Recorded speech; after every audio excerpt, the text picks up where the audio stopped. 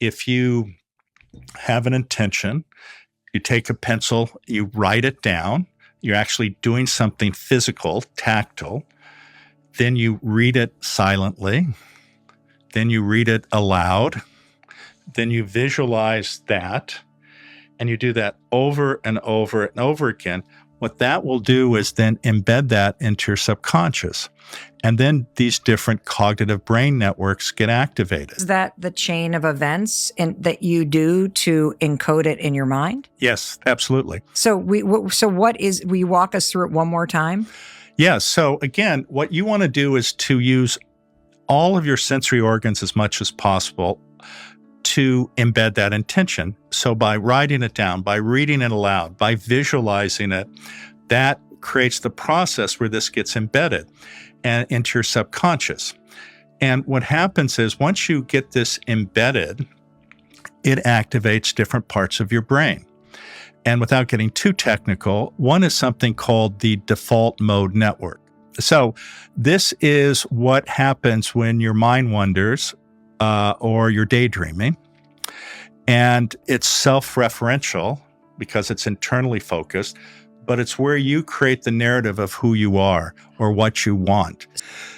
So once this gets embedded and you create the narrative of who you want to be or how you see yourself, what you're doing is you're creating salience. Okay? What's that word mean? It means making it important. This activates what we call our task positive network. And the task positive network has three parts. It has the salience network, it has the attention network, and then it has the executive control network. What you're basically saying is, this deserves my attention. That becomes important to you.